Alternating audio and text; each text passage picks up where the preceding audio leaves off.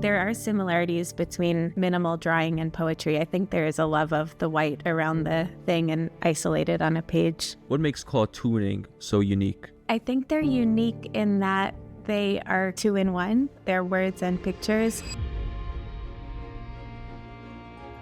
How do you bring out this kind of distinction between body and mind through your cartoons? The cartoonists who strike me as most honest, Roz Chast and Gabrielle Bell, their characters look a bit different in every frame. Growing up in the 90s and being expected to look like Rachel from Friends with a very specific kind of beauty. That's why I chose to make my character amorphous. The shadow concept, because it's kind of the part of you that you want to keep dear. And it's outside the body and it's dark and it doesn't look like anything. And yet it's the bit that really matters. Yeah. What do you think the average person can gain from cartooning themselves? For me,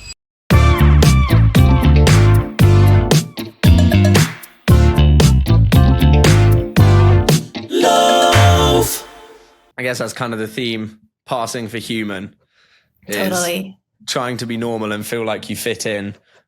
Exactly. Amongst groups where you feel like you don't, which I think the big appeal of the book is obviously that's actually a universal human experience, is some level of adhesion to the group, which gives you the belonging, but then you're distanced from it at the same time. And in passing for human, the place your protagonist, which is you, I guess, goes is speaks to their shadow. And I came into that with, I don't know if you know Carl Jung's shadow from psychology or no. Mm-hmm. How similar is it to that concept? What's the idea behind the shadow specifically as it is like in your book? When I made that book, I just could not put the shadow into words, which I think was so maddening for my editors, because it really was kind of approaching something clear, but not attaining that. And I just couldn't, I was too close to it.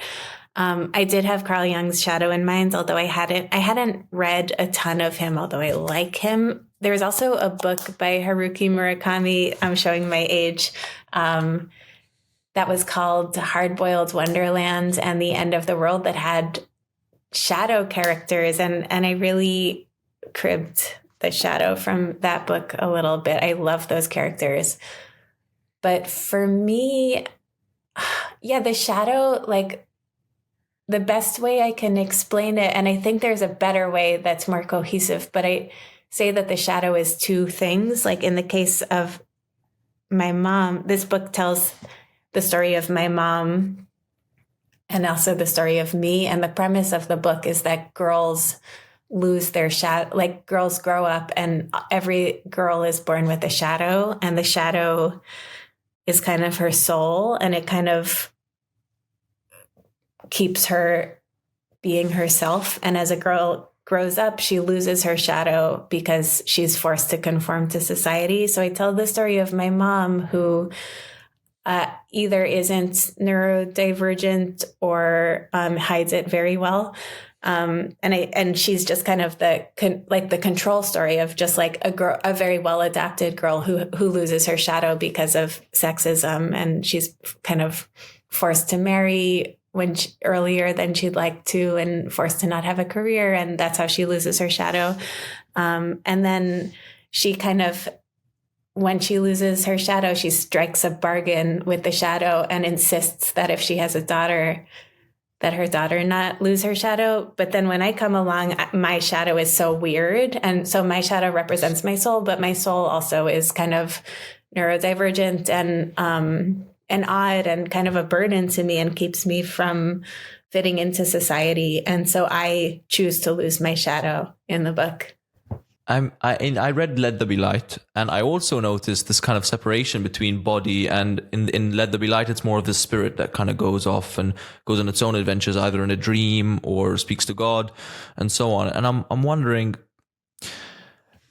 what do you think the relation is? What do you think about the human body? Do you feel like there's something outside the body in a more metaphysical sense? Do you see it more spiritually? Because I feel like lots of what you draw is also very amorphous. So how do you bring out this kind of distinction between body and mind through your cartoons? That's an incredible question. I've never been asked that before, and I have thought about it a lot.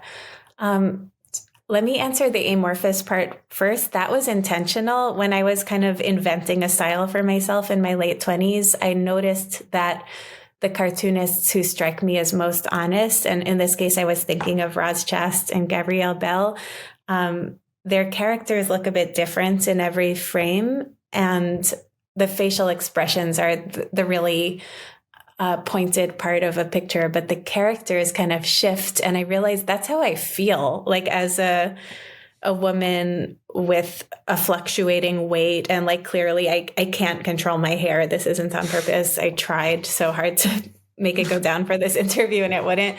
But like, I just like, I have no idea what I look like at any given moment. I wouldn't be surprised to look in the mirror and see like Franklin Roosevelt or something. Like, I just have no idea. And I think that's kind of a heightened way of feeling like I'm not in control of my body, that's based on growing up in the 90s and being expected to look like, what's her name? Like Rachel from Friends or something, like very thin with a very like specific kind of beauty that no one actually has, but we were just taught that if you don't have that, you don't look like anything. And therefore we have no idea what we look like. So that's why I chose to make my character amorphous, and it totally worked. I'm very proud that I like troubleshot that. As for bodies and souls, yeah, I have a weird relationship with my body. I've never danced in my life. I don't feel very much in my body, although I really like to be outdoors and run and walk, and I'm active. It's just not like it's not a thing where I can tell that I have specific parts of my body and like can move like my toe or something. I think that's a little bit odd. And maybe I've never wondered if the divide between body and mind in my work comes from that, but I think it must. Like, I can explain that better, not feeling my body. It's not that I don't feel that I have a body. I'm just very, very self-conscious about being looked at. And that's why I couldn't make eye contact, like, because you could tell that someone's looking at you when you make eye contact. And I think you react to that by just like pretending you don't have a body. Hey guys, I hope you're enjoying the episode. I just wanted to drop you in a word from our sponsor Manscaped. You can use the discount code LOAF to get your discount, because even a lion needs to tame its mane. Get the Performance Package 5.0 Ultra from Manscaped now. Stay fresh with no cuts, so that your baguette leaves no crumbs. Hey guys, I hope you enjoyed that short excerpt from our interview with Liana Finck. If you want to see the whole thing, click right here. And don't forget to like and subscribe, because we've got loads more like that coming in the future. If you've got any requests for guests you want us to interview, drop a comment down below.